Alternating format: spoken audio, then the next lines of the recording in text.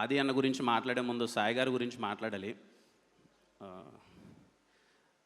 రాజావారి రాణిగారు అని ఒక సినిమా అయిపోయింది.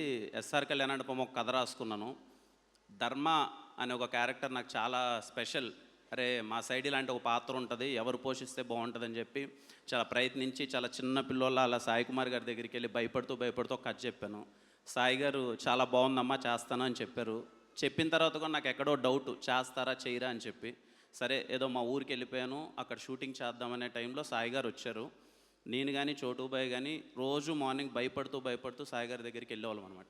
ఎందుకంటే అప్పటిదాకా ఏదో షార్ట్ ఫిల్మ్ చేసాం, రాజారాణి గారి చేసాం. నాకు ఇండస్ట్రీలో పరిచయమైన ఫస్ట్ పెద్ద హీరో సాయి కుమార్ గారే. నాకు అప్పటిదాకా ఎవరు తెలియదు, అంటే ఇండస్ట్రీలో తెలియదు. బయట నుంచి ఏదో షార్ట్ ఫిల్మ్స్ అంతా చేసుకుంటూ వచ్చాను. చాలా భయంగా సార్ దగ్గరికి వెళ్ళేవాడిని. సాయి గారు చెప్పమ్మా ఏం చేద్దామంటే, నేను ఫస్ట్ సీనే చాలా సార్ ఇలా చేస్తే బాగుంటుందమ్మా, మీరు కొత్తగానే చాలా భయపడుతూ చెప్తుంటే ఏదో తేడా కొడుతుందమ్మా, కానీ నువ్వు నమ్ముతున్నావు కదా చేసేద్దాం, అయితే అటు అవుద్ది లేకపోతే ఇటు అవుద్ది అని చెప్పి, మీరు నమ్మరండి, నేను చాలా సందర్భాల్లో చెప్పాను. సాయి గారి వల్ల నా కెరీర్ చాలా బాగుందని చెప్పి నేను ఫీల్ అవుతాను.